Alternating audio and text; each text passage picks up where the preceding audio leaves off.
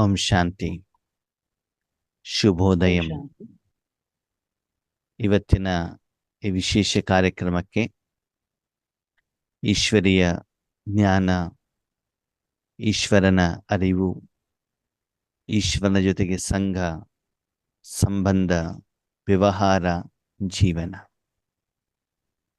ಈ ವಿಧಿಯನ್ನ ತಿಳಿಸ್ಕೊಡಲಿಕ್ಕೆ ಭಗವಂತ ನಮಗೋಸ್ಕರ ವಿಶೇಷ ಕಾರ್ಯಕ್ರಮವನ್ನು ಏನು ಆಯೋಜನೆ ಮಾಡಿದ್ದಾರೆ. ಈ ಕಾರ್ಯಕ್ರಮಕ್ಕೆ ಭಗವಂತನ ಸಹಿತ ತಮಗೆಲ್ಲರಿಗೂ ಕೂಡ ಹಾರ್ದಿಕ ಸುಸ್ವಾಗತ. ನಾವು ಭಗವಂತನ ಕರ್ತವ್ಯದ ಬಗ್ಗೆ ಚರ್ಚೆಯನ್ನ ಮಾಡ್ತಾ ಇದ್ವಿ, ವಿಚಾರ ಸಾಗರ ಮಂಥನವನ್ನ ಮಾಡ್ತಾ ಇದ್ವಿ. ನಿನ್ನೆ ಭಗವಂತ ತಮಗೆಲ್ಲರಿಗೂ ಕೂಡ ಒಂದು ಹೋಮ್ವರ್ಕ್ ಅನ್ನ ಕೊಟ್ಟಿದ್ರು. ಏನ್ ಕೊಟ್ಟಿದ್ರು ಹೋಮ್ವರ್ಕ್ ಅನ್ನ? ಸತ್ಯಂ ಶಿವಂ ಸುಂದರಂ ಅಂದ್ರೆ ಏನು ಅಂತ. ಸರಿ, ಏನು ಅದರ ಅರ್ಥ? ಬ್ರಹ್ಮಾಂಡದಲ್ಲಿರುವ ಸತ್ಯವಾದ ವಸ್ತು ಮತ್ತು ಸುಂದರವಾದ ವಸ್ತು ಶಿವನೇ ಆಗಿದ್ದಾನೆ ಅಂತ ಅರ್ಥ. ಸರಿ, ಮತ್ತೆ ಬ್ರಹ್ಮಾಂಡದಲ್ಲಿ ಭಗವಂತ ಸತ್ಯ, ಆತ್ಮನು ಕೂಡ ಸತ್ಯ ಅಲ್ವಾ? ಹೌದು. ಸರಿ, ಮತ್ತೆ ಬೇರೆ ಬೇರೆ ಯಾರದು ಮನನ ಮಾಡಿದ್ದೀರಾ, ಚಿಂತನ ಮಾಡಿದ್ದೀರಾ? ಮಾಡಿದಿದ್ರೆ ಉತ್ತರವನ್ನು ಹೇಳ್ಬೋದು. ಅನ್ಮ್ಯೂಟ್ ಮಾಡಿಬಿಟ್ಟು ವಿಡಿಯೋ ಆನ್ ಮಾಡಿಬಿಟ್ಟು, ವಿಡಿಯೋ ಆನ್ ಮಾಡದಿದ್ರು ಪರವಾಗಿಲ್ಲ, ಆಡಿಯೋ ಆನ್ ಮಾಡಿಬಿಟ್ಟು ತಮ್ಮ ಒಂದು ತಮಗೆ ಗೊತ್ತಿರುವಂತ ಅರ್ಥವನ್ನು ತಿಳಿಸುವಂತ ಪ್ರಯತ್ನ ಮಾಡಬಹುದು.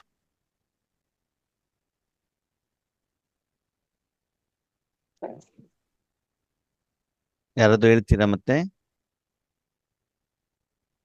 ಸತ್ಯಂ ಶಿವಂ ಸುಂದರಂ. ಓಕೆ, ಈ ಶಬ್ದವನ್ನ ಕೇಳಿದಿರೋ ಇಲ್ಲೋ ಭಕ್ತಿ ಮಾರ್ಗದಲ್ಲಿ? ಕೇಳಿದೀವಿ, ಹಾಡೇ ಇದೆ. ಅಲ್ವಾ? ಲತಾ ಮಂಗೇಶ್ವರರು ಆಡಿರುವಂತ ಹಾಡು ಕೂಡ ಇದೆ ಹಿಂದಿಯಲ್ಲಿ ಅಲ್ವಾ? ಹೌದೌದು. ಮತ್ತೆ ಯಾರಾದ್ರೂ ಹೇಳ್ತೀರಾ? ಕಿರಣ್ ಅಣ್ಣವರು? ಏನೂ ಇಲ್ಲ. ಸರಿ, ಕೇಳಿ ಆದ್ಮೇಲೆ ಇಷ್ಟು ದಿನದ ಕ್ಲಾಸಲ್ಲಿ ನಾವೇನು ಕೇಳಿದ್ದೀವಿ? ನಾನು ಯಾರು? ಆತ್ಮ. ಅದು ಸತ್ಯನೋ ಸುಳ್ಳು? ಸತ್ಯ. ಸುಳ್ಳು ಯಾವುದು? ದೇಹ. ಅಂದ್ರೆ ದೇಹ ಸುಳ್ಳಲ್ಲ, ನಾನು ದೇಹ ಅಂತ ತಿಳ್ಕೊಳ್ಳೋದು ಸುಳ್ಳು. ದೇಹ ಇದೆ, ನಾವು ನೋಡ್ತಾ ಇದ್ದೀವಿ, ಉಪಯೋಗ ಮಾಡ್ತಾ ಇದ್ದೀವಿ, ಅನುಭವ ಮಾಡ್ತಿದ್ದೀವಿ. ಉಪಯೋಗ ಮಾಡ್ತಿದ್ದೀವಿ ಅಂತಂದ್ರೆ ಸತ್ಯ ಅಲ್ವಾ? ಆದರೆ ನಾನು ದೇಹ ಅಂತ ತಿಳ್ಕೊಳ್ಳೋದು ಇದು ತಪ್ಪು, ಇದು ಸುಳ್ಳು. ನಾನು ಯಾರು? ಆತ್ಮ. ಈ ಒಂದು ಸತ್ಯಂ ಶಿವಂ ಸುಂದರಮಲ್ಲಿ ಎರಡು ಅರ್ಥ ಐತಿ. ಒಂದೇನೇದು, ಭಗವಂತ ಏನ್ ಹೇಳ್ತಾರೆ, ನಾನು ತನ್ನ ಪರಿಚಯವನ್ನ ಕೊಡ್ತಾ, ನನ್ನ ಹೆಸರು ಶಿವ, ಅಹಂ ಶಿವ, ಅಹಂ ಶಿವೋಹಂ, ನನ್ನ ಹೆಸರು ಶಿವ, ನಾನು ಸತ್ಯ ಅಂದ್ರೆ ನಾನು ಆತ್ಮಸ್ವರೂಪಿ ಅಂತ ತಿಳಿಸುವಂತ ಪ್ರಯತ್ನವನ್ನು ಮಾಡ್ತಾರೆ ಭಗವಂತ. ನಾನು ಶಿವ, ನಾನು ಸತ್ಯ ಸ್ವರೂಪಿ, ನಾನು ದೇಹಧಾರಿಯಲ್ಲ, ಮತ್ತು ನಾನು ಸದಾಕಾಲ ಸುಂದರವಾಗಿ ಇರ್ತೇನೆ. ನಾನು ಸುಂದರವಾಗಿರುವಂತ ಕಾರಣದಿಂದ ನನ್ನನ್ನ ಯಾರು ಹೊಂದುತ್ತಾರೋ, ಪಡಿತಾರೋ, ಪಡ್ಕೊಳ್ತಾರೋ, ಜೊತೆಲಿ ಇಟ್ಕೊಳ್ತಾರೋ, ನನ್ನ ಕಾರಣದಿಂದ ಅವರು ಕೂಡ ಸುಂದರವಾಗ್ತಾರೆ. ಸತ್ಯಂ ಶಿವಂ ಸುಂದರಂ. ಅದು ಹೇಗೆ? ಅದಕ್ಕೆ ಭಗವಂತ ಒಂದು ಸುಂದರವಾದ ಉದಾಹರಣೆಯನ್ನು ಕೊಡ್ತಾರೆ. ನಿಮ್ಮ ಮನೆ ಎದುರುಗಡೆಗೆ ಒಂದು ಮನೆ ಇದೆ, ಸುಂದರವಾದಂಥ ಮನೆ, ದೊಡ್ಡದಾದಂಥ ಒಂದು ಮನೆ. ಆ ಮನೆಯಲ್ಲಿ ಎದುರುಗಡೆಯಲ್ಲಿ ಒಂದು ಗಾರ್ಡನ್ ಇದೆ. ಗಾರ್ಡನ್ ನಲ್ಲಿ ಒಂದು ಸುಂದರವಾದಂತಹ ಗುಲಾಬಿ ಹೂ ಬಿಟ್ಟಿದೆ ದೊಡ್ಡದಾಗಿ. ಅದನ್ನು ನೋಡಿದ್ರೆ ನಿಮ್ಗೆ ಏನ್ ಅನ್ಸುತ್ತೆ? ಆನಂದ ಆಗುತ್ತೆ, ಖುಷಿ ಆಗುತ್ತೆ. ಸರಿ, ಆ ಗುಲಾಬಿ ಹೂ ನಿಮಗೆ ಬೇಕು ಅಂತ ಅನಿಸ್ತು, ಅವಾಗ ಏನ್ ಮಾಡ್ತೀರಿ? ಕಿತ್ಕೊಳ್ತೀವಿ. ಏನ್ ಮಾಡ್ತೀರಿ ಶೋಭಾಕ್ ಅವ್ರೆ? ಸರಿ, ಹೂವ ಕಿತ್ಕೊಳ್ತೀವಿ. ಓಕೆ. ಯಾವಾಗ ಕಿತ್ಕೊಳ್ತೀರಿ? ಅವ್ರ ಪರ್ಮಿಷನ್ ಕೇಳಿ ಕೊಡಿ. ಅವ್ರ ಪರ್ಮಿಷನ್ ಕೇಳಿದ್ರೆ ಅವ್ರು ಕೊಡಲ್ಲ. ಅಷ್ಟು ಕಷ್ಟಪಟ್ಟು ಬಿಟ್ಟು ಅವ್ರು ಬೆಳೆಸಿದಾರೆ ಗಿಡನ, ನಿಮ್ ಕಿತ್ಕೊಳ್ಳಿ ಪರ್ಮಿಷನ್ ಕೊಡ್ತಾರ ಅವರು? ಕೊಡಲ್ಲ. ಏನ್ ಮಾಡ್ತೀರಾ? ಹಾಗೆ ನೋಡಿ ಆನಂದ ಪಡಿಸಿ ಆ ಆ ಹಾಗೆ ನೋಡಿ ಆನಂದ ಪಡಿಸಿ ಮಾಡ್ತೀವಿ. ಓಕೆ, ನಿಮ್ದು ನೆಟ್ ವೀಕ್ ಇದೆ ಅಂತ ಕಾಣುತ್ತೆ ಶೋಭಾಕ್ ಅವ್ರೆ, ನೀವು ಮಾತಾಡಿ ಕ್ಲಿಯರ್ ಆಗಿ ಕೇಳ್ತಾ ಇಲ್ಲ. ಓಕೆ, ಬೇರೆ ಯಾರ್ದು ಉತ್ತರ ಹೇಳ್ತೀರಾ? ಆ ಹೂ ನಿಮಗೆ ಬೇಕು, ಏನ್ ಮಾಡ್ತೀರಿ? ಹೂ ಸುಂದರವಾಗಿದೆ, ಏನ್ ಮಾಡ್ಬೋದು? ಏನ್ ಮಾಡ್ಬೋದು? ಒಂದು ಸಿಂಪಲ್ ಪ್ರಶ್ನೆ ಕೇಳಿದೆ, ಕಷ್ಟದ ಪ್ರಶ್ನೆ ಏನು ಕೇಳಲಿಲ್ಲ. ಯಾರಾದ್ರೂ ಉತ್ತರ ಹೇಳ್ಬೋದಾ ಏನ್ ಮಾಡ್ಬೋದು ಅಂತ? ಸರಿ, ಕೆಲವ್ರು ಏನ್ ಹೇಳ್ತಾರೆ, ನಾವು ಪ್ರಶ್ನೆನ ಕೇಳಿದಾಗ ಅವು ನೀವು ಶೋಭಕ್ಕ ಹೇಳಿದಾಗ ಕೇಳ್ತೀವಿ ಸರ್, ಅವ್ರು ಕೇಳಲಿಲ್ಲ.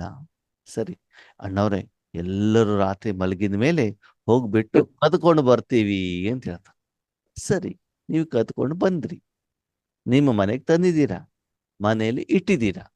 ಆ ಸಮಯದಲ್ಲಿ ಸ್ವಲ್ಪ ಗಂಟೆಯ ನಂತರದಲ್ಲಿ ಆ ಎದುರುಗಡೆ ಮನೆಯವರು ನಿಮ್ಮ ಮನೆಗೆ ಬಂದು ನಿಮ್ಮ ಮನೆಯಲ್ಲಿ ಅವರ ಗಾರ್ಡನ್ನಿನ ಹೂವನ್ನ ನೋಡಿದಾಗ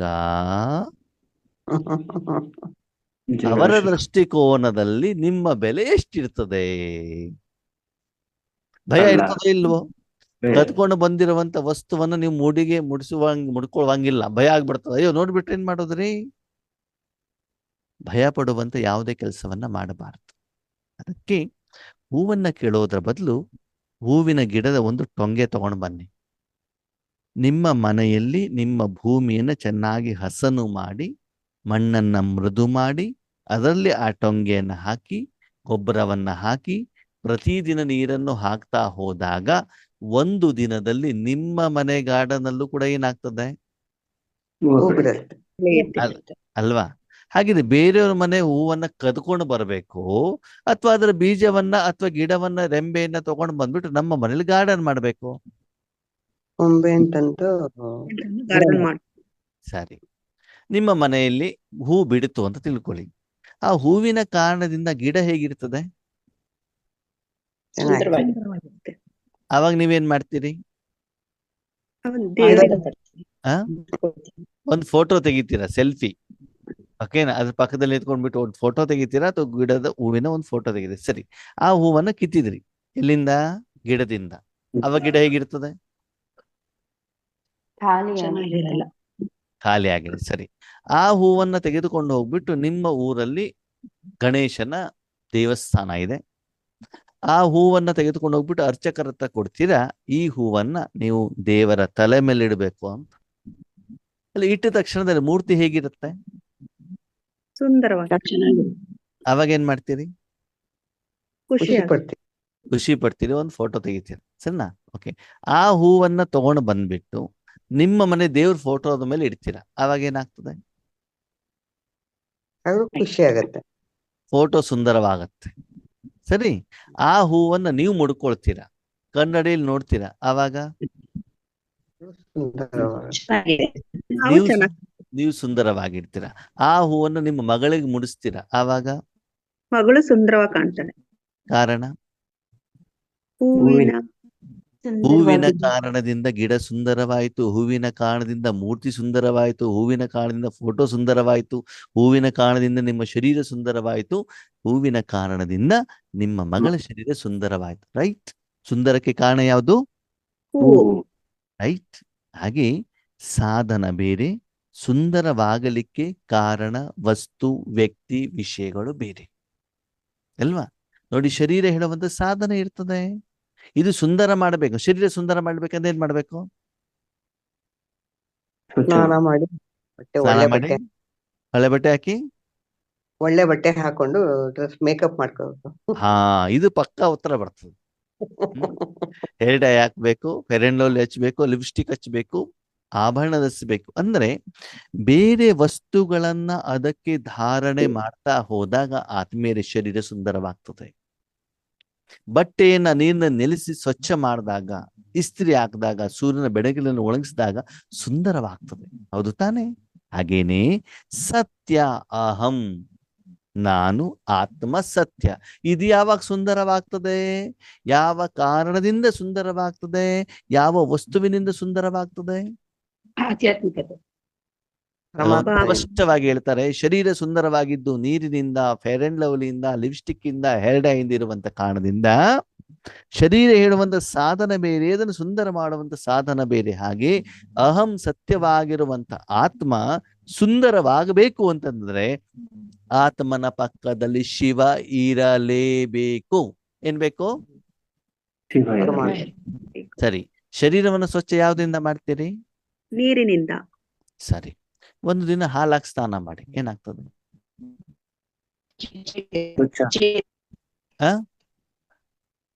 ಹಾಲಾಗಿ ಸ್ನಾನ ಮಾಡಿದ್ರೆ ಏನಾಗುತ್ತೆ? ಇನ್ನು ಬೆಳ್ಳಗಾಗೋದಿಲ್ವಾ ಶರೀರ? ಸ್ನಾನ ಮಾಡಿ ನೋಡಿದ್ದೀರಾ? ಅನ್ಕಂಫರ್ಟಬಲ್. ಸರಿ. ಮೊಸರು ಹಾಕೊಂಡು ಸ್ನಾನ ಮಾಡಿ ಅಲ್ಲ? ಕಂಫರ್ಟಬಲ್. ಮಜ್ಜಿಗೆ ಹಾಕ್ಬಿಟ್ಟು ಸ್ನಾನ ಮಾಡಿ. ನೀರ್ ಬಿಟ್ಟು ಯಾವ್ದು ಕಂಫರ್ಟಬಲ್ ಇಲ್ಲ. ನಿನ್ನೆ ಸ್ವಲ್ಪ ಮನೆಯಲ್ಲಿ ರಸಂ ಉಳಿದಿದೆ, ಸಾಂಬಾರು ಉಳಿದಿದೆ, ಅದು ಹಾಕ್ಬಿಟ್ಟು ಸ್ನಾನ ಮಾಡಿ. ಇಲ್ಲ, ಕ್ಲೀನ್ ಆಗ್ಬೇಕಂದ್ರೆ ಎಸಿಡ್ ಹಾಕ್ಬಿಟ್ಟು ಸ್ನಾನ ಮಾಡಿ.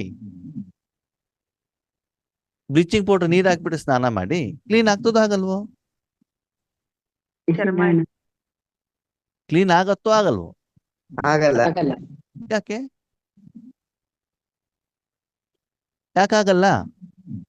ಪರ್ಮನೆಂಟ್ ಕ್ಲೀನ್ ಆಗ್ಬಿಡುತ್ತೆ.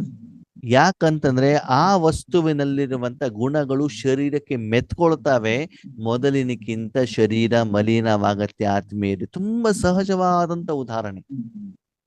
ಹಾಗೇನೆ ನೀರು ಹೇಳುವಂತ ನೈಸರ್ಗಿಕವಾಗಿ ಇರುವಂತ ಶುದ್ಧ ನೀರನ್ನ ಶರೀರ ಸಂಪರ್ಕದಲ್ಲಿ ತಂದಾಗ ಮಾತ್ರ ಶರೀರ ಏನಾಗ್ತದೆ? ಸ್ವಚ್ಛವಾಗ್ತದೆ. ಆ ಶರೀರವನ್ನ ಹೊಂದಿರುವಂತ ಆತ್ಮನಿಗೂ ಕೂಡ ಹಗುರತೆಯ ಅನುಭವ ಆಗ್ತದೆ. ಹಾಗೇನೆ ನಿರಾಕಾರವಾದಂತ ಆತ್ಮ, ನಿರಾಕಾರವಾದಂತ ಮನಬುದ್ಧಿ ಸಂಸ್ಕಾರ ಶುದ್ಧವಾಗಬೇಕು, ಸ್ವಚ್ಛವಾಗಬೇಕು, ಪವಿತ್ರವಾಗಬೇಕು ಅಂತಂದ್ರೆ ಅದರ ಪಕ್ಕದಲ್ಲಿ ನಿರಾಕಾರವಾದಂತ ಶಿವನನ್ನ, ಪರಮಾತ್ಮನನ್ನ, ತಂದೆಯನ್ನ, ಶಿಕ್ಷಕನನ್ನ, ಗುರುವನ್ನ ಯಾವುದೋ ಒಂದು ಸಂಬಂಧದಲ್ಲಿ, ಯಾವುದೋ ಒಂದು ರೂಪದಲ್ಲಿ, ನಿರಾಕಾರ ರೂಪದಲ್ಲಿ ಜೊತೆಯಲ್ಲಿ ಇಟ್ಟುಕೊಂಡಾಗ ಆತ್ಮ ಏನಾಗ್ತದೆ? ಸುಂದರವಾಗ್ತದೆ. ಆತ್ಮ ಆಕಾರನು ನಿರಾಕಾರನು? ನಿರಾಕಾರ. ಅಂದ್ಮೇಲೆ ಅವರ ತಂದೆ ಸ್ವಚ್ಛ ಮಾಡುವಂತ ವಸ್ತು ಆಕಾರನು ನಿರಾಕಾರನು? ನಿರಾಕಾರ. ಆತ್ಮದ ಸೌಂದರ್ಯ ಆಕಾರನು ನಿರಾಕಾರನು? ನಿರಾಕಾರ. ಹಾಗೆ ನಿರಾಕಾರ ಆತ್ಮ ತನ್ನ ನಿರಾಕಾರ ಮನಸ್ಸನ್ನ ನಿರಾಕಾರ ಪರಮಧಾಮದಲ್ಲಿ ನಿರಾಕಾರ ಪರಮಾತ್ಮನ ಜೊತೆಗಿಟ್ಟು ನಿರಾಕಾರ ಬುದ್ಧಿಯಿಂದ ಅನುಭವವನ್ನು ಮಾಡಿದಾಗ ಅದಕ್ಕೆ ಹೇಳಲಾಗತ್ತೆ ಸುಂದರ. ಸುಂದರಂ ಅದು ಕೂಡ ನಿರಾಕಾರ. ಸತ್ಯಂ ನಿರಾಕಾರ, ಆಮೇಲೆ ಶಿವಂ ನಿರಾಕಾರ, ಸುಂದರಂ ನಿರಾಕಾರ. ಇದಕ್ಕೆ ಹೇಳಲಾಗತ್ತೆ ಸತ್ಯಂ, ಶಿವಂ, ಸುಂದರ. ಅರ್ಥ ಗೊತ್ತಾಯ್ತಾ? ಅರ್ಥ ಸರಿ ಇದೆಯಾ? ಸರಿ ಇದೆ. ಕರೆಕ್ಟ್ ಆಗಿದೆಯಾ? ಕರೆಕ್ಟ್ ಆಗಿದೆ. ಆದ್ಮೇಲೆ ನಾವು ಶಬ್ದಗಳನ್ನ ಹೇಳ್ತಾ ಇದ್ದೀವಿ ಹೊರತು ಆ ಸತ್ಯದ ಶಬ್ದದ ಅರ್ಥ ಏನು, ಅದನ್ನು ಕಾರ್ಯದಲ್ಲಿ ತರೋದು ಹೇಗೆ, ಅದನ್ನ ಅನುಭವಿಸೋದು ಹೇಗೆ, ಈ ಜ್ಞಾನ ನಮ್ಮಲ್ಲಿ ಇಲ್ಲ. ಆ ಜ್ಞಾನವನ್ನ ತಿಳಿಸುವಂತ ಪ್ರಯತ್ನ ಪರಮಾತ್ಮ ನಮಗೆ ಹೇಳ್ತಾರೆ. ಅದಕ್ಕಾಗಿ ಈಶ್ವರ ವಿಶ್ವವಿದ್ಯಾಲಯದಲ್ಲಿ ಮೊದಲನೇದಾಗಿ 7 days ಕೋರ್ಸ್ ಕೊಡುವಂತ ಉದ್ದೇಶನೇ ಇದು. ಯಾವಾಗ ನಿಮ್ಗೆ ಆತ್ಮ ಮತ್ತು ಪರಮಾತ್ಮನ ಪರಿಚಯ ಸ್ಪಷ್ಟವಾಗಿ ಗೊತ್ತಾಗತ್ತೋ ಮುಂದೆ ಭಗವಂತ ಯಾವ್ಯಾವ ರೂಪದಲ್ಲಿ ತನ್ನ ಪರಿಚಯವನ್ನ ಕೊಡ್ತಾ ಇದ್ದಾರೆ. ಈ ಸತ್ಯಂ ಶಿವಂ ಸುಂದರ ಮೂಲಕ ನಿನ್ನೆ ಒಂದು ಶ್ಲೋಕವನ್ನ ಚರ್ಚೆ ಮಾಡಿದ್ವಿ. ಭಾವಗೀತೆಗಳ ಮೂಲಕ, ಭಗವದ್ಗೀತೆಗಳ ಮೂಲಕ ಮುಂದೆ ಮುಂದೆ ಚರ್ಚೆ ಮಾಡ್ತಾ ಹೋಗೋಣ. ಎಲ್ಲೆಲ್ಲಿ ಯಾವ್ಯಾವ ಅವಕಾಶ ಸಿಕ್ಕಿದಾಗ ತನ್ನ ಪರಿಚಯ ಕೊಡುವಂತ ಪ್ರಯತ್ನವನ್ನು ಭಗವಂತ ಮಾಡಿದ್ರು ಅದು ಯಾವುದು ಕೂಡ ಯಥಾರ್ಥತೆ ನಮಗೆ ಗೊತ್ತಾಗಿಲ್ಲ. ಯಾಕಂದ್ರೆ ಮೂಲ ಜ್ಞಾನ ನಮ್ಮಲ್ಲಿ ಇರಲಿಲ್ಲ. ABCD ಕಲಿತೇನೆ, ಅ ಕಲಿತೇನೆ, ನೀವು ಎಜುಕೇಶನ್ ಮಾಡ್ತೀರಾ ಅಂತಂದ್ರೆ ನಿಮ್ಗೆ ಪಾಠ ಅರ್ಥ ಆಗೋದಿಲ್ಲ ಆತ್ಮೀಯರೇ. ಅದಕ್ಕಾಗಿ ಮೂಲವಾಗಿರುವಂತ ಬೇಸಿಕ್ ಎಜುಕೇಶನ್ ಬೇಕೇ ಬೇಕು. ಅದಕ್ಕಾಗಿ ಹೇಗೆ ಹೂವಿನಿಂದ ಶರೀರ ಸುಂದರವಾಗತ್ತೋ ಅದೇ ರೀತಿ ನಿಮ್ಮ ಮನಸ್ಸಿನಲ್ಲಿ ಎಷ್ಟು ಸಮಯ ನಿರಂತರವಾಗಿ ಪರಮಾತ್ಮನನ್ನ ಧಾರಣೆ ಮಾಡ್ತಿರೋ, ಧರಿಸ್ತಿರೋ ಅಷ್ಟು ಆತ್ಮ ಮನಬುದ್ಧಿ ಸಂಸ್ಕಾರ ಶರೀರ ಎಲ್ಲನೂ ಕೂಡ ಸುಂದರವಾಗಿರ್ತದೆ ಆತ್ಮೀಯರೇ. ಕೃತಕವಾಗಿ ಮುಖದಿಂದ ಮುಗುಳನಾಗಿ ತೋರಿಸೋದು ಬೇರೆ, ಒಳಗಡೆ ಸಂತೋಷದಿಂದ ನೈಸರ್ಗಿಕವಾಗಿ ಮನಸ್ಪೂರ್ವಕವಾಗಿ ಮುಗುಳುನಗೆ ಬರೋದು ಬೇರೆ ಅಲ್ವಾ. ನೀವು ನಿಜವಾಗ್ಲೂ ನೋಡಿ, ದೇವತೆಗಳ ಮುಖವನ್ನ ನೋಡಿದಾಗ, ಲಕ್ಷ್ಮೀ ನಾರಾಯಣರ ಮುಖವನ್ನು ನೋಡಿದಾಗ ಅವ್ರದ್ದು ಶರೀರದ ಸೌಂದರ್ಯದಿಂದ ಮುಗುಳು ನಗು ಬಂದಿದ್ಯೋ, ಆತ್ಮದ ಶಕ್ತಿಯಿಂದ ಮುಗುಳು ನಗು ಬಂದಿದ್ಯೋ? ಯಾವ್ದಿಂದ ಬಂದಿದೆ? ಆತ್ಮದ ಶಕ್ತಿಯಿಂದ ಅಲ್ವಾ. ಆ ಮುಗುಳು ನಗೆಯಲ್ಲಿ ನೋಡಿ ಎಷ್ಟು ಒಂದು ಶಕ್ತಿ ಇರ್ತದೆ. ಹಾಗೆ ಆತ್ಮೀಯರೇ, ಆತ್ಮದಲ್ಲಿ ಶಕ್ತಿಯನ್ನು ತುಂಬಿಟ್ಟು ಮನಸ್ಸಲ್ಲಿ ಪರಮಾತ್ಮನನ್ನ ತುಂಬ್ಕೊಂಡ್ಬಿಟ್ಟು ಏನ್ ಮಾಡ್ಬೇಕು? ಪರಮಾತ್ಮನ ಬ್ಯೂಟಿ ಪಾರ್ಲರ್ ಇದೆಯಲ್ಲ, ಎಲ್ಲಿ? ಪರಮಧಾಮದಲ್ಲಿ ಹೋಗಿ ಕೂತ್ಕೊಂಡ್ಬಿಡಿ. ಭಗವಂತ ಇಷ್ಟು ಸುಂದರ ಮಾಡ್ತಾರೆ ನೋಡಿ. ಶರೀರದ ಕಡೆ ಗಮನವನ್ನ ಕಡಿಮೆ ಕೊಡಿ. ಶರೀರದ ಒಳಗಡೆ ಇಷ್ಟೆಲ್ಲ ಕಾಯಿಲೆಗಳಿರ್ತವೆ, ನೋವಿರ್ತವೆ, ಅದನ್ನ ನಾವು ಸುಂದರವಾಗಿದ್ದೀವಿ ಹೇಳುವಂತ ಒಂದು ನಾಟಕವನ್ನ ಮಾಡ್ತೀವಿ. ಅದಕ್ಕಾಗಿ ಸತ್ಯದಂತೆ ನಡಿ ಅಂತ ಹೇಳ್ತಾರೆ ಬಾಬಾ. ಸತ್ಯಂ ವದ ಧರ್ಮಂ ಚರ. ಸತ್ಯವನ್ನೇ ಮಾತಾಡು, ಧರ್ಮದಂತೆ ನಡಿ. ಓಕೆ, ಮುಂದೆ ಪರಮಾತ್ಮನ ಬಗ್ಗೆ ನಾವು ಚರ್ಚೆ ಮಾಡ್ತಿದ್ವಿ. ಭಗವಂತ ಏನ್ ಹೇಳ್ತಾರೆ? ಬ್ರಹ್ಮ ವಿಷ್ಣು ಶಂಕರನ ಮೂಲಕ ಭಗವಂತ ಏನ್ ಮಾಡ್ತಾರೆ? ಈ ಪ್ರಪಂಚದ ರಚಯಿತ ಆಗಿದ್ದಾರೆ. ತ್ರಿಮೂರ್ತಿ. ಬ್ರಹ್ಮನ ಮೂಲಕ ಸ್ಥಾಪನೆ, ವಿಷ್ಣುವಿನ ಮೂಲಕ ಪಾಲನೆ, ಶಂಕರನ ಮೂಲಕ ವಿನಾಶ ಮಾಡಿಸುವಂಥವ್ರು ಶಿವ ನಿರಾಕಾರ. ಹೇಗೆ ಆತ್ಮ ಮುಖದ ಮೂಲಕ ಮಾತಾಡತ್ತೆ, ಕಣ್ಣಿನ ಮೂಲಕ ನೋಡತ್ತೆ, ಕಿವಿ ಮೂಲಕ ಕೇಳತ್ತೆ, ಕೈ ಮೂಲಕ ಕೆಲಸ ಮಾಡತ್ತೆ, ಹಾಗೆ ಭಗವಂತನ ತನ್ನ 3 ಕರ್ತವ್ಯ ಏನಿದೆ, ಗಾಡ್, ಜನರೇಷನ್, ಆಪರೇಷನ್, ಡಿಸ್ಟ್ರಕ್ಷನ್. ಬ್ರಹ್ಮನ ಮೂಲಕ ಸ್ಥಾಪನೆ, ವಿಷ್ಣುವಿನ ಮೂಲಕ ಪಾಲನೆ, ಶಂಕರನ ಮೂಲಕ ಅಂತಂದ್ರೆ ಸಾಧನ. ಹೇಗೆ ನಾ ಟೀಯನ್ನು ಹೇಗೆ ಕುಡಿತೀವಿ? ಗ್ಲಾಸ್ ಅಲ್ಲಿ, ಬಾಯಲ್ಲಿ, ನಾಲ್ಗೆಯಿಂದ ಕುಡಿತೀವಿ, ಹೌದು ತಾನೆ? ಸಾಧನ ಬೇಕಲ್ವಾ. ಹಾಗೆ ಪರಮಾತ್ಮ ನಿರಾಕಾರ ಸ್ವರೂಪಿ ಈ 3 ದೇವತೆಗಳ ಮೂಲಕ ಸ್ಥಾಪನೆ, ಪಾಲನೆ, ವಿನಾಶವನ್ನ ಮಾಡ್ತಾರೆ. ಆ 3 ಆತ್ಮಗಳನ್ನ ಅಥವಾ ಶರೀರವನ್ನ ನಿರ್ಮಾಣ ಮಾಡಿರುತ್ತ, ರಚನೆ ಮಾಡಿದಂಥವನು ಭಗವಂತ. ಅದರ ಬಗ್ಗೆ ಸಪರೇಟ್ ಆಗಿ ಒಂದು ದಿನ ಕ್ಲಾಸ್ ಇರುತ್ತೆ, ಅದರಲ್ಲಿ ನಾವು ಚರ್ಚೆಯನ್ನ ಮಾಡೋಣ. ಮುಂದೆ ಭಗವಂತ ಹೇಳ್ತಾರೆ, ಜೀವನ ಹೇಳುವಂತಹ ಆ ಒಂದು ಏನ್ ಹೇಳ್ತಾರೆ, ಸಾಗರ ಅಂತ ಹೇಳಿ, ನದಿ ಅಂತ ಹೇಳಿ, ಒಂದು ಕಡೆಯಿಂದ ಇನ್ನೊಂದು ಕಡೆ ಕರ್ಕೊಂಡು ಹೋಗುವಂಥವ್ರು. ಇವತ್ತು ನಮ್ಮ ಸ್ಥಿತಿ ಹೇಗಿದೆ ಅಂತಂದ್ರೆ, ಆತ್ಮ ಶರೀರ ಹೇಳುವಂತ ದೋಣಿ ತೆಗೆದುಕೊಂಡು ಒಂದು ದಡ ದಾಟಿಬಿಟ್ಟಿದೆ, ಒಂದು ದಡ ದಾಟಿದೆ, ಸರಿನಾ? ಇನ್ನೊಂದು ದಡ ಇಲ್ಲಿದೆ ಅಂದ್ರೆ ಕಾಣ್ತಾನೆ ಇಲ್ಲ, ನೀರಿನ ಮಧ್ಯದಲ್ಲಿ ಇದ್ದೀವಿ. ಆ ಕಡೆ ಈ ಕಡೆ ದೋಣಿಗಳು ಬಂದ್ಬಿಟ್ಟು ಏನ್ ಮಾಡ್ತಿದ್ದಾವೆ? ಡ್ಯಾಶ್ ಹೊಡಿತಾನೇ ಇದ್ದಾವೆ. ಅದರ ಮಧ್ಯದಲ್ಲಿ ವಿಪರೀತವಾದಂತಹ ಮಳೆ, ಪ್ರವಾಹ, ಎಲ್ಲಾನು ಕೂಡ ಬರ್ತಾ ಇದೆ, ದೋಣಿ ಅಲ್ಲಾಡ್ತಾ ಇದೆ. ಸರಿ, ಈಗ ನಾವು ಈ ದಡದಿಂದ ಆ ದಡಕ್ಕೆ ಹೋಗ್ಬೇಕು. ನಮ್ಗೆ ಪ್ರವಾಹದ ಏನು ಪರಿಣಾಮ ನಮ್ಮ ಮೇಲೆ ಬೀಳಬಾರದು. ಅವಾಗ ನಾವೇನು ಮಾಡ್ಬೇಕು? ಮತ್ತೆ ದೋಣಿ ಇದೆ, ದೋಣಿಯಲ್ಲಿ ನೀವಿದ್ದೀರಾ, ಆ ದಡ ಕಾಣ್ತಾ ಇಲ್ಲ, ಮಧ್ಯದಲ್ಲಿ ಸಿಕ್ಕಾಕೊಂಡಿದ್ದೀರಾ, ನೀರಿನ ಮಧ್ಯದಲ್ಲಿ ಯಾವ ದಾರಿಯಲ್ಲಿ ಹೋಗ್ಬೇಕು ಅಂತ ಗೊತ್ತಾಗ್ತಾ ಇಲ್ಲ. ಪುನಃ ಪುನಃ ಪುನಃ ಪುನಃ ಪುನಃ ಬೇರೆ ಬೇರೆ ವ್ಯಕ್ತಿಗಳು ಏನ್ ಮಾಡ್ತಿದ್ದಾರೆ? ನಿಮ್ಮ ಎದುರುಗಡೆ ಬರ್ತಾ ಇದ್ದಾರೆ. ಸಿಟ್ಟು, ಕ್ರೋಧ, ಅಸೂಯೆ, ಅಹಂಕಾರ, ಈರ್ಷೆ, ದ್ವೇಷ, ಜಗಳ, ಗಲಾಟೆಗಳು ಬರ್ತಾನೆ ಇದ್ದಾರೆ. ಪತಿಯ ರೂಪದಲ್ಲಿ, ಪತ್ನಿಯ ರೂಪದಲ್ಲಿ, ತಂದೆ ತಾಯಿ ರೂಪದಲ್ಲಿ, ಆಫೀಸರ್ಗಳ ರೂಪದಲ್ಲಿ, ಬೇರೆ ಬೇರೆ ರೂಪದಲ್ಲಿ ಅಲ್ಲೇ ಓದಾಡ್ತಿದ್ವಿ. ಎಲ್ಲಿ ಹೋಗ್ಬೇಕು ಅಂತ ಗೊತ್ತೇ ಆಗೋದಿಲ್ಲ. ಎಲ್ಲಿ ಓಡಿದ್ರು ಕೂಡ ಕ್ಲಾಶಸ್ಸೆ. ಮನೆಗೆ ಬಂದ್ರೆ ಕ್ಲಾಶ್, ಮಕ್ಕಳ ಮೂಲಕ ಗಲಾಟೆ, ಆಫೀಸಲ್ಲಿ ಹೋದ ಅಲ್ಲಿ ಟೆನ್ಷನ್. ಈಗ ಆ ದಡಕ್ಕೆ ಸೇರ್ಬೇಕು ಅಂದ್ರೆ ಏನ್ ಮಾಡೋಣ? ಏನ್ ಮಾಡ್ಬೇಕು ಹೇಳಿ? ಉತ್ತರ ಕೊಡಿ. ಈ ದಡ ಬಿಟ್ಬಿಟ್ಟಿದ್ದೀರಿ, ಮಧ್ಯದಲ್ಲಿ ಇದ್ದೀರಾ, ಏನ್ ಮಾಡ್ಬೇಕು? ಸಾಕ್ಷಿ ರೂಪದಲ್ಲಿ ಇರ್ಬೇಕು. ಗಾಯತ್ರಿ ಅಕ್ಕವರೇ, ನೀವು ಮಾತಾಡ್ಬೇಡಿ. ಆಯ್ತು. ಉಳಿದವ್ರು ಹೇಳಿ, ಏನ್ ಮಾಡ್ಬೇಕು? ಎಲ್ಲ ಮ್ಯೂಟ್ ಮಾಡ್ಕೊಂಡು ಕುತ್ಕೊಂಡ್ಬಿಟ್ಟಿದ್ದೀರಾ ಯಾರು? ರಕ್ಷಣೆ ಮಾಡುವಂತ ಏನ್ ಹೇಳಿ? ರಕ್ಷಣೆ ಮಾಡುವಂತ ಪ್ರಾರ್ಥನೆ ಮಾಡ್ಕೊಳ್ತೀವಿ ನಾವು. ಮಾಡ್ಕೊಳ್ಬೇಕು. ಓಕೆ, ಏನ್ ಮಾಡ್ಬೇಕು ಅಂತಂದ್ರೆ, ಅಂಬೀಗ ನಾನಿನ್ನ ನಂಬಿದೆ, ಜಗದಂಬಾರಮಣ ನಿನ್ನ ನಂಬಿದೆ. ಅಂದ್ರೆ ಆ ಪರಮಾತ್ಮನನ್ನ ನಿಮ್ಮ ದೋಣಿಯಲ್ಲಿ ತಂದು ಕುಳಿಸಿಬಿಟ್ಟು ದೋಣಿ ನಡೆಸುವ ಹುಟ್ಟನ್ನ ಯಾರ ಕೈಲಿ ಕೊಡಬೇಕು? ಅವನ ಕೈಲಿ ಕೊಟ್ಟಾಗ ಅವನು ಅದ್ರಲ್ಲಿ ಎಕ್ಸ್ಪರ್ಟ್. ಕೊಟ್ಟು ಬಿಟ್ಟು ನೋಡಿ ಅವಾಗ ಹೆಂಗ ಅವನು ಕರ್ಕೊಂಡು ಹೋಗ್ತಾನೆ ಅಂತ. ಎಲ್ಲೂ ಕ್ಲಾಶ್ ಇಲ್ಲದೆ, ಎಲ್ಲೂ ಮಧ್ಯದಲ್ಲಿ ವಿಘ್ನಗಳಿದ್ದೆ, ಶಾರ್ಟ್ ಕಟ್ ಮೂಲಕ ಎಷ್ಟು ಬೇಗ ನಿಮ್ಗೆ ಆ ದಡ ಕಾಣುತ್ತೆ. ಈಗ ನಾವು ಬಂದು ತಲುಪಿದೀವಿ. ಅವನ ಕೈಯಲ್ಲಿ ನಿಮ್ಮ ಜೀವನದ ದೋಣಿ ಕೊಟ್ಟಿಲ್ಲ ಅಂತಂದ್ರೆ ಇಲ್ಲೇ ಸುತ್ತಾ ಇರ್ತೀರ.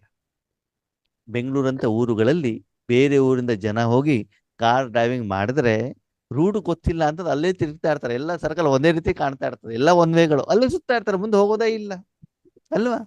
ಬೆಂಗಳೂರು ಗೊತ್ತಿರುವಂತ ಒಬ್ಬ ವ್ಯಕ್ತಿ ಕೈಯಲ್ಲಿ ಗಾಡಿಯನ್ನ ಕೊಟ್ಟಿದ್ದ ಅವ್ನು ನಿಮ್ಗೆ ಎಲ್ಲಿ ಬೇಕಲ್ಲಿ ಕರ್ಕೊಂಡು ಹೋಗ್ತಾನಲ್ವಾ. ನೀವು ಟೆನ್ಷನ್ ಮಾಡ್ಬೇಕಾದ ಅವಶ್ಯಕತೆ ಇಲ್ವಲ್ಲ. ಹಾಗಿದ್ರೆ ನಿಮ್ಮ ಜೀವನದ ಸರಿಯಾದ ದಾರಿ ಗೊತ್ತಿರೋದು ಯಾರಿಗೆ? ನಿಮ್ಮ ಪಾಸ್ಟ್ ಗೊತ್ತಿರೋದು ಯಾರಿಗೆ? ನಿಮ್ಮ ಕರ್ಮದ ಲೆಕ್ಕಾಚಾರ ಗೊತ್ತಿರೋದು ಯಾರಿಗೆ? ಸರಿ ತಪ್ಪು ಗೊತ್ತಿರೋದು ಯಾರಿಗೆ? ಭಗವಂತನಿಗಲ್ವಾ.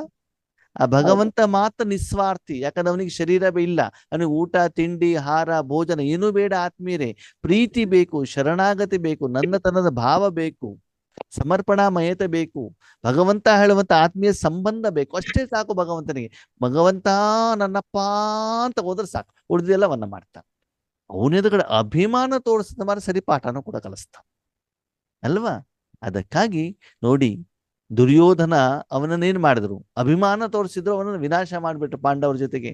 ಪಾಂಡವರು ಸಮರ್ಪಣೆ ಮಾಡಿಬಿಟ್ರು, ಅವ್ರಿಗೆ ರಾಜ್ಯ ಭಾಗವನ್ನು ಕೊಡಿಸಿಬಿಟ್ರು ಶ್ರೀಕೃಷ್ಣ. ಎಷ್ಟು ಶರಣಾಗತಿ ಆಗ್ತಿರೋ ಅಷ್ಟು ಪ್ರೀತಿಯನ್ನ ಕೊಡ್ತಾನೆ ಭಗವಂತ. ಅದಕ್ಕಾಗಿ ಭಗವಂತನಿಗೆ ಏನ್ ಹೇಳಾಗ್ತಾರೆ? ಜೀವನದ ನದಿಯನ್ನ ಅಥವಾ ನಮ್ಮ ಜೀವನವನ್ನ ಇಲ್ಲಿಂದ ಇನ್ನೊಂದು ಕಡೆಗೆ ಪಾರ ಮಾಡುವಂಥವನು ಭಗವಂತ. ಭಗವಂತನಿಗೆ ಪರಮಪಿತ, ಪರಮ ಶಿಕ್ಷಕ, ಪರಮ ಸದ್ಗುರು ಅಂತ ಹೇಳಲಾಗ್ತದೆ. ಪರಮ ಅಂತಂದ್ರೆ ತುಂಬಾ ದೂರದಲ್ಲಿ ಇರುವಂತವನು, ಶ್ರೇಷ್ಠವಾಗಿರುವಂತವನು. ಶರೀರಕ್ಕೆ ಜನ್ಮ ಕೊಟ್ಟಂತ ತಂದೆ ಒಬ್ಬರಿದ್ದಾರೆ, ಶಿಕ್ಷಕ ಒಬ್ಬರಿದ್ದಾರೆ, ಅಥವಾ ಶರೀರಕ್ಕೆ ಒಂದು ಮುಕ್ತಿಯನ್ನ ಕೊಡಲಿಕ್ಕೆ ಜ್ಞಾನವನ್ನ ತಿಳಿಸುವಂತ ಗುರುಗಳಿದ್ದಾರೆ, ಮಠಾಧೀಶರಿದ್ದಾರೆ, ಸಾಧು ಸನ್ಯಾಸಿಗಳಿದ್ದಾರೆ. ಆದರೆ ಪರಮಾತ್ಮ ಯಾರು? ಸರ್ವಶ್ರೇಷ್ಠ, ಆತ್ಮದ ತಂದೆ, ಆತ್ಮಕ್ಕೆ ಜನ್ಮ ಕೊಟ್ಟಂತ ತಂದೆ, ಆತ್ಮದ ಶಿಕ್ಷಣ ಕೊಡುವಂತ ಶಿಕ್ಷಕ, ಶ್ರೇಷ್ಠ ಶಿಕ್ಷಕ, ಸತ್ಯವಾದಂತ ಗತಿ ಸದ್ಗತಿ ಕೊಡುವಂತ ಸತ್ಯವಾದಂತ ಗುರು, ಸದ್ಗುರು. ಪ್ರಪಂಚದಲ್ಲಿರೋರೆಲ್ಲ ಗುರುಗಳಾಗ್ಬೋದು, ಆದರೆ ಆತ್ಮವನ್ನ ಠಿಕಾನೆಯಲ್ಲಿ ಕೊಡುವಂಥವನು, ಆತ್ಮ ಸ್ವಚ್ಛ ಮಾಡುವಂಥವನು, ಆತ್ಮಕ್ಕೆ ಲಕ್ಷ್ಯವನ್ನ ಕೊಡುವಂಥವನು ಯಾರು? ಪರಮಾತ್ಮ. ಅದಕ್ಕಾಗಿ ಭಗವಂತನಿಗೆ ಪರಮಪಿತ, ಪರಮ ಶಿಕ್ಷಕ, ಪರಮ ಸದ್ಗುರು ಅಂತ ಹೇಳಲಾಗ್ತದೆ. ಭಗವಂತ ಜನ್ಮ ಮರಣದಿಂದ ಭಿನ್ನ. ಭಗವಂತನಿಗೆ ಅದಕ್ಕೆ ಮೃತ್ಯುಂಜಯ ಅಂತ ಹೇಳ್ತಾರೆ. ಸರಿ, ನಿಮ್ಗೆ ಪ್ರಶ್ನೆ, ಆತ್ಮನಿಗೆ ಜನ್ಮ ಇದೆಯೋ ಇಲ್ವೋ? ಇದೆ. ಆತ್ಮ ಜನ್ಮ ಇದೆಯೋ ಇಲ್ವೋ? ಇದೆ. ಆತ್ಮಕ್ಕೆ ಜನ್ಮ ಇದೆಯೋ, ಶರೀರಕ್ಕೆ ಜನ್ಮ ಇದೆಯೋ? ಶರೀರಕ್ಕೆ ಸರಿ. ಮರಣ ಇರೋದು ಆತ್ಮಕ್ಕೂ ಶರೀರಕ್ಕೂ? ಶರೀರಕ್ಕೆ. ಹೌದು, ಹೌದು ತಾನೆ. ಆತ್ಮ ತಾಯಿಯ ಗರ್ಭವನ್ನ ಪ್ರವೇಶ ಮಾಡುತ್ತೆ, ಎಂಟರ್ ಆಗತ್ತೆ. ಆತ್ಮ ಮತ್ತು ಶರೀರ ಈ ಪ್ರಪಂಚಕ್ಕೆ ಬರ್ತದೆ. ಓಕೆ, ಈಗ ಬರ್ತಡೇ ಅಂತ ನೀವು ಶರೀರದ ಬರ್ತಡೇ ಆಚರಣೆ ಮಾಡ್ತಿರೋ, ಆತ್ಮದ ಬರ್ತಡೇ ಆಚರಣೆ ಮಾಡ್ತಿರೋ? ಶರೀರಕ್ಕೆ. ಡೆತ್ ಡೇ ಅಥವಾ ಏನ್ ಹೇಳ್ತಾರೆ ಅದಕ್ಕೆ, ಸ್ವರ್ಗಸ್ಥರಾದರು, ಸಾವಿನ ದಿನ, ಮರಣದ ದಿನ. ಆತ್ಮ ಮರಣವಾಗಿರೋದು, ಶರೀರ ಮರಣವಾಗಿರೋದು? ಶರೀರ. ಅಂದ್ರೆ ಜನನ ಮರಣ ಇರೋದು ಆತ್ಮಕ್ಕೂ ಶರೀರಕ್ಕೂ? ಶರೀರಕ್ಕೆ. ಆತ್ಮ ಯಾವುದು? ಅವಿನಾಶಿ. ಆತ್ಮ ಶರೀರವನ್ನು ಪ್ರವೇಶ ಮಾಡಿದಾಗ ಅದಕ್ಕೆ ಜನನ ಅಂತಂದ್ರು, ಆತ್ಮ ಶರೀರವನ್ನ ಬಿಟ್ಟಾಗ ಅದಕ್ಕೆ ಏನ್ ಹೇಳಿದ್ರು? ಮರಣ ಅಂತಂದ್ರು. ಆದರೆ ಪರಮಾತ್ಮ ಈ ಸರ್ಕಲ್ ಅಲ್ಲೂ ಕೂಡ ಬರೋದಿಲ್ಲ. ಯಾವ ಸರ್ಕಲ್ ಅಲ್ಲಿ? ಯಾವುದೋ ತಾಯಿಯ ಗರ್ಭದಲ್ಲಿ ಪ್ರವೇಶ ಮಾಡೋದು, ಶರೀರವನ್ನ ಪಡ್ಕೊಳ್ಳೋದು, ಮತ್ತು ಇಲ್ಲಿ ಬಂದು ಪಾತ್ರವನ್ನ ಮಾಡೋದು, ಮತ್ತು ಆ ಶರೀರವನ್ನ ತ್ಯಾಗ ಮಾಡುವಂತ ಸರ್ಕಲ್ ಅಲ್ಲಿ ಪರಮಾತ್ಮ ಬರೋದಿಲ್ಲ. ಹಾಗಂತ ತನ್ನ ಕರ್ತವ್ಯವನ್ನು ಮಾಡ್ಲಿಕ್ಕೆ, ಸತ್ಯ ಜ್ಞಾನವನ್ನ ಪಡ್ಕೊಳ್ಳಿಕ್ಕೆ ಆಲ್ರೆಡಿ ಶರೀರ ಇರುವಂತ ಒಂದು ಆತ್ಮನ ಶರೀರವನ್ನ ಪರಕಾಯ ಪ್ರವೇಶ, ಪರಕಾಯಿಂದ ಅವನ ಶರೀರ ಅಲ್ಲ, ಬೇರೆಯವರ ಶರೀರವನ್ನ ಪ್ರವೇಶ ಮಾಡಿ ಈಶ್ವರಿ ಜ್ಞಾನವನ್ನ ಕೊಟ್ಟು ತಾನು ಯಾರು, ಎಲ್ಲಿದ್ದೇನೆ, ಯಾಕೆ ಬಂದಿದ್ದೇನೆ, ಉದ್ದೇಶ ಏನು, ಇದೆಲ್ಲ ವಿಷಯವನ್ನು ತಿಳಿಸ್ತಾರೆ. ಅದ ತನ್ನದೇ ಆದಂತಹ ಶರೀರವನ್ನು ಪಡ್ಕೊಂಡು ಆ ಕೆಲಸವನ್ನ ಅವ್ರು ಮಾಡೋದಿಲ್ಲ. ಇದರ ಬಗ್ಗೆನೂ ನಾವು ಮುಂದೆ ಚರ್ಚೆಯನ್ನ ಮಾಡೋಣ. ಅದಕ್ಕಾಗಿ ಭಗವಂತ ಜನ್ಮ ಮರಣದಿಂದ ಭಿನ್ನವಾಗಿರುವಂಥವನು. ಭಗವಂತ ಪ್ರೇಮದ ಸಾಗರ. ಭಗವಂತನ ಪ್ರೇಮ ಎಷ್ಟಿದೆಯಂತೆ? ಸ್ವಲ್ಪ ಅಲ್ಲ, ತುಂಬಾ ಸಾಗರದಷ್ಟು. ಎಷ್ಟು ಬೇಕಾದ್ರೂ ತಗೊಳ್ಳಿ, ಕಡಿಮೆ ಆಗೋದಿಲ್ಲ ಅಲ್ವಾ. ನಮ್ಮ ಮನುಷ್ಯಾತ್ಮರ ಹತ್ರ ಏನಿದೆ? ಸಿಟ್ಟಿನ ಸಾಗರನೇ ಇದೆ. ಹೊಟ್ಟೆ ಕಿಚ್ಚಿನ ಸಾಗರನೇ ಇದೆ. ಯಾವಾಗ ನೋಡಿದ್ರು ಕೂಡ ಏನು ಸಿಟ್ಟು, ಎಲ್ಲೋದನ್ನು ಕೂಡ ಭಯ, ಹೆದರಿಕೆ ಅಲ್ವಾ.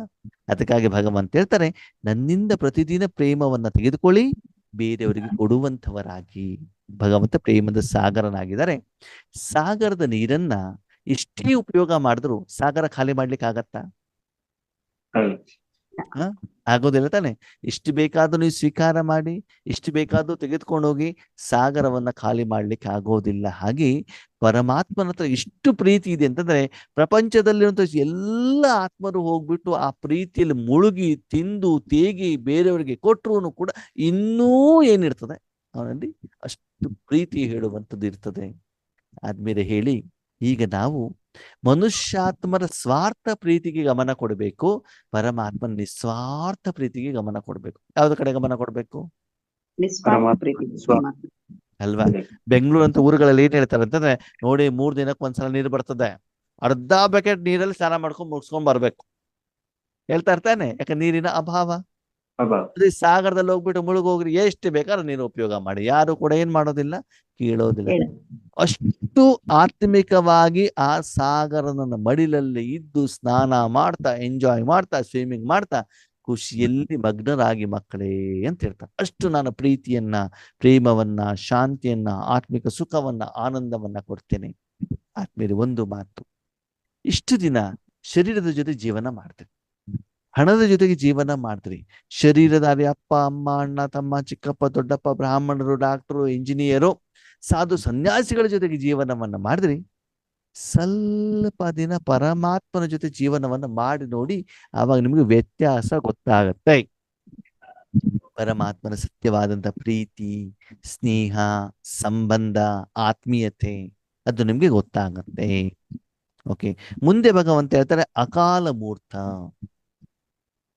ಯಾವುದೇ ಕಾಲ, ಭೂತಕಾಲ ಆಗ್ಲಿ, ವರ್ತಮಾನ ಕಾಲ ಆಗ್ಲಿ, ಭವಿಷ್ಯತ್ ಕಾಲ ಆಗ್ಲಿ, ಮಾಯೆ ಆಗ್ಲಿ, ರಾವಣ ಆಗ್ಲಿ, ಆ ಆತ್ಮನಿಗೆ, ಪರಮಾತ್ಮನಿಗೆ ಏನು ಮಾಡ್ಲಿಕ್ಕೆ ಆಗಲ್ಲ, ಏನು ಪ್ರಭಾವ ಬೀಳ್ಲಿಕ್ಕೆ ಆಗೋದಿಲ್ಲ.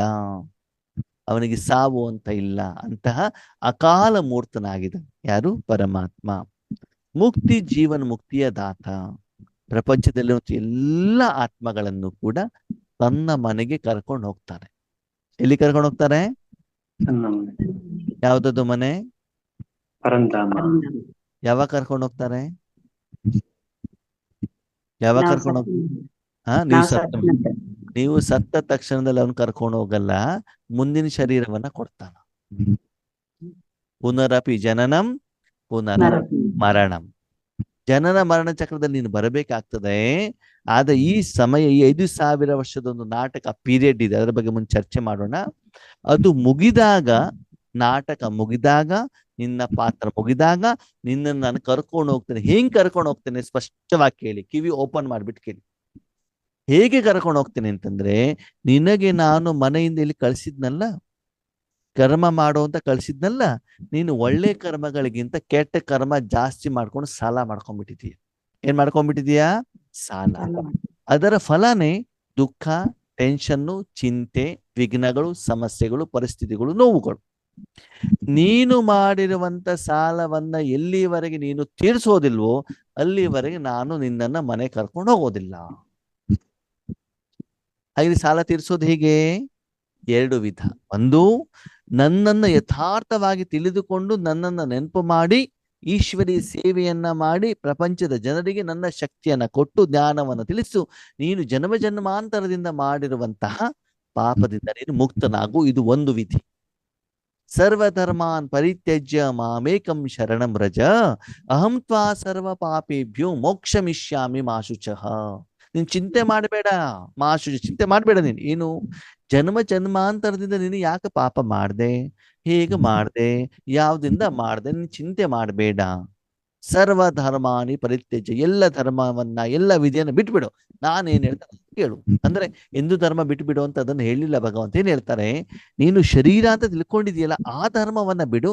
ನಾನು ಯಾವ್ದನ್ನ ಹೇಳ್ತೇನೆ? ನೀನು ಆತ್ಮ, ಪರಮಾತ್ಮನ ಜೊತೆಲಿ ಇಟ್ಕೋ, ನಾನು ಹೇಳಿದಾಗೆ ನೀನು ಕರ್ಮವನ್ನು ಮಾಡ್ತಾ ಹೋಗು. ಈ ರೀತಿ ಸರ್ವಧರ್ಮಾನ್ ಪರಿತ್ಯಜ್ಯ ಮಾಮೇಕಂ ಶರಣಂ ವ್ರಜ, ನನಗೊಬ್ಬನಿಗೆ ಶರಣಾಗು. ನಾನು ಯಾವ ರೀತಿ ಪ್ರತಿದಿನ ನಿನಗೆ ಡೈರೆಕ್ಷನ್ ಅನ್ನು ಕೊಡ್ತೇನೋ ಅದರಂತೆ ನಡೀತಾ ಹೋದಾಗ ನೀನು ಜನ್ಮ ಜನ್ಮಾಂತರದಿಂದ ಮಾಡಿರುವಂತ ಎಲ್ಲ ಪಾಪ ಕರ್ಮಗಳಿಂದ ನಿನ್ನನ್ನು ವಿಮುಕ್ತರನ್ನಾಗಿ ಮಾಡೋದು ನನ್ನ ಜವಾಬ್ದಾರಿ ಅಂತ ನಿಮ್ಗೆ ಯೋಗೇಶ್ ಅಣ್ಣ ಹೇಳ್ತಾ ಇಲ್ಲ. ಯಾರು ಹೇಳ್ತಿದ್ದಾರೆ? ಅರ್ಥ ಮಾಡ್ಕೊಳ್ಳಿ. ಆಮೇಲೆ ನಾಳೆ ನಮ್ಮನೆಗೆ ಬಂದ್ಬಿಟ್ಟಿರ ಅಣ್ಣ ನೀವೇನ್ ಹೇಳಿದ್ರು ವಿಕರ್ಮ ವಿನಾಶ ಮಾಡ್ತೀನಿ ಅಂತ ನಿಮ್ಮೂರಿಗೆ ಬಂದ್ಬಿಟ್ಟಿದೀವಿ ಅಂತ. ಓಕೆ, ಅದಕ್ಕಾಗಿ ನನ್ನ ಮನೆಗೆ ಬಂದು ನಿನ್ನ ಮನಸ್ಸನ್ನ ಇಟ್ಟಾಗ ನಿನ್ನನ್ನು ಅಷ್ಟು ಶುದ್ಧ ಮಾಡ್ತೇನೆ, ಸ್ವಚ್ಛ ಮಾಡ್ತೇನೆ. ಒಂದು ವೇಳೆ ನಾನು ಕರೆದುಕೊಂಡು ಹೋಗುವಂತ ಮೊದಲು ನೀನು ರೆಡಿ ಆಗಿಲ್ಲ ಅಂತಂದ್ರೆ ನೀನು ಶಿಕ್ಷೆಯನ್ನ ಅನುಭವಿಸಬಿಟ್ಟೆ ನನ್ನ ಮನೆಗೆ ಬರಬೇಕಾಗ್ತದೆ. ಆ ಶಿಕ್ಷೆಯನ್ನು ಕೂಡ ನಾನೇ ಕೊಡ್ತೇನೆ.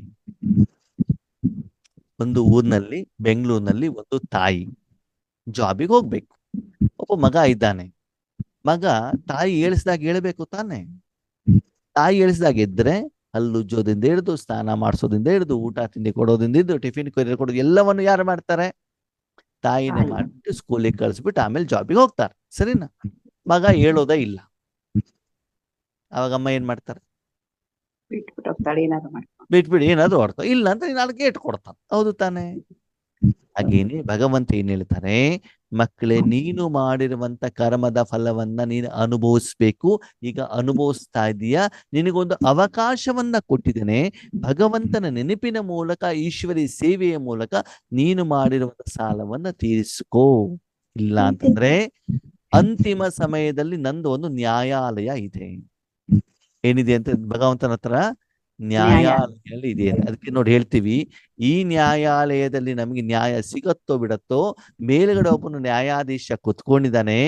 ಆ ನ್ಯಾಯಾಧೀಶನ ನ್ಯಾಯಾಲಯದಲ್ಲಿ ಪ್ರತಿಯೊಂದು ಆತ್ಮನು ಅಲ್ಲಿ ಹೋಗಿ ತನ್ನ ಕರ್ಮದ ಲೆಕ್ಕಾಚಾರದ ಅನುಸಾರ ಶಿಕ್ಷೆನ ಅನುಭವಿಸ್ಬಿಟ್ಟೆ ಹೋಗ್ಬೇಕಾಗ್ತದೆ. ಆತ್ಮೀಯರೇ, ಅಂತಿಮ ಸಮಯದಲ್ಲಿ ಈ ಸ್ಥೂಲ ಶರೀರವನ್ನ ನೀವು ಇಲ್ಲಿ ಬಿಟ್ಟು ಕೂಡ ಸೂಕ್ಷ್ಮ ಶರೀರದ ಮೂಲಕ, ಸೂಕ್ಷ್ಮವತನ ಅಂತ ಮೊನ್ನೆ ನಿಮ್ಗೆ ಏನ್ ಹೇಳಿದೀವಿ, ಅಲ್ಲಿ ಭಗವಂತ ಕೊಡುವಂತ ಶಿಕ್ಷೆ ಅನುಭವಿಸ್ಬಿಟ್ಟೇನೆ ಸ್ವಚ್ಛ ಆದ್ಮೇಲೆ ನೀವು ಪರಮಧಾಮಕ್ಕೆ ಹೋಗ್ಲಿಕ್ಕೆ ಸಾಧ್ಯ. ಅದಕ್ಕಾಗಿ ನೀವು ಮಾಡಿರುವಂತ ವಿಕರ್ಮವನ್ನ ಸರಿ ಮಾಡಿಕೊಳ್ಳಿಕ್ಕೆ ನಿಮಗೆ ಒಂದು ಸುಂದರವಾದಂತ ಅವಕಾಶ ಇದೆ. ಭಗವಂತನ ಯಥಾರ್ಥ ನೆನಪು ಮಾಡಿಕೊಳ್ಳೋದ ಮೂಲಕ ಏನ್ ಮಾಡ್ಬೇಕು? ಈ ಮಾಡಿರುವಂತ ದುಃಖದಿಂದ, ವಿಕರ್ಮದಿಂದ ಮುಕ್ತರಾಗಬೇಕು. ಅದಕ್ಕೆ ಭಗವಂತನಿಗೆ ಹೇಳಲಾಗತ್ತೆ, ಮುಕ್ತಿ ಜೀವನ ಮುಕ್ತಿದಾತ. ಏನ್ ಹೇಳ್ತಾರೆ ಭಗವಂತನಿಗೆ? ಮುಕ್ತಿ ಜೀವನ ಮುಕ್ತಿ. ಮುಕ್ತ ಅಂತಂದ್ರೆ ನೀವು ಮಾಡಿರುವಂತ ವಿಕರ್ಮದಿಂದ ಮುಕ್ತರನ್ನಾಗಿ ಮಾಡ್ತಾರೆ. ಇನ್ನು ಜೀವನ ಮುಕ್ತಿ ಅಂತಂದ್ರೆ ಏನು? ಜೀವನ ಅಂತಂದ್ರೆ, ಜೀವ ಅಂದ್ರೆ ಶರೀರ, ಜೀವಾತ್ಮ, ಆತ್ಮ ಮತ್ತು ಜೀವ ಅಂತಂದ್ರೆ ಶರೀರ. ಜೀವಾತ್ಮ ಅಂತಂದ್ರೆ ಏನು? ಶರೀರ ಇದ್ದಾಗ್ಲೂ ಕೂಡ ನಿಮ್ಗೆ ಮುಕ್ತಿಯ ಅನುಭವ ಆಗ್ಬೇಕು ಅಂತಂದ್ರೆ ಆ ಜ್ಞಾನವನ್ನ, ವಿಜ್ಞಾನವನ್ನ, ವಿಧಿಯನ್ನ ನಮ್ಗೆ ತಿಳಿಸ್ಕೊಡ್ತಾರೆ. ಓಕೆ, ಮುಂದಿನ ಜನ್ಮದಲ್ಲಿ ನಾನು ಶರೀರ ಪಡ್ಕೊಂಡು ಕೂಡ ನಾನು ಹಿಂದೆ ಮಾಡಿರುವಂತ ಯಾವುದೇ ವಿಕರ್ಮದ ಫಲ ನನಗೆ ಪ್ರಭಾವ ಬೀಳಬಾರದು. ಅಷ್ಟು ಲೆಕ್ಕಾಚಾರವನ್ನು ಕ್ಲಿಯರ್ ಮಾಡಿಕೊಂಡು ಮುಂದಿನ ಜನ್ಮದಲ್ಲಿ ಅಥವಾ ಮುಂದಿನ ದಿನಗಳಲ್ಲಿ ಇದೇ ಶರೀರದಲ್ಲಿ ಆತ್ಮೇರೆ ನಿಮ್ಮ ಲೆಕ್ಕಾಚಾರ ಕ್ಲಿಯರ್ ಮಾಡ್ಕೊಂಡು ಆರಾಮಾಗಿರ್ಬೋದು. ಹೇಗೆ? ನಿಮ್ಗೆ ಮಂಡಿ ನೋವು, ತಲೆನೋವು, ಮೈಕೈ ನೋವು ಬಂದಾಗ ಡಾಕ್ಟರ್ ಹತ್ರ ಹೋದಾಗ ಟ್ರೀಟ್ಮೆಂಟ್ ತಗೊಂಡು ನೋವು ಕಡಿಮೆ ಆದಾಗ ಏನಾಗತ್ತೆ? ಹಗುರತೆ ಅನುಭವ ಆಗತ್ತೆ ತಾನೆ? ಹಾಗೇನೆ ಇಲ್ಲೂ ಕೂಡ ಭಗವಂತ ಹೇಳ್ತಾರೆ, ನನ್ನ ನೆನಪಿನಲ್ಲಿ ವಿಕರ್ಮ ವಿನಾಶ ಮಾಡ್ಕೊಂಡಿದ್ರೆ ನಿಮ್ಗೆ ಮುಕ್ತಿ ಜೀವನ ಮುಕ್ತಿಯನ್ನ ಕೊಡ್ತೇನೆ. ಓಕೆ, ಅಚ್ಚಾ, ಓಂ ಶಾಂತಿ. ಇಲ್ಲಿಗೆ ಇವತ್ತಿನ ಕ್ಲಾಸ್ ಅನ್ನ ನಿಲ್ಸೋಣ. ಮುಂದಿನ ವಿಷಯವನ್ನ ನಾಳೆ ಚರ್ಚೆ ಮಾಡೋಣ. ಓಕೆ.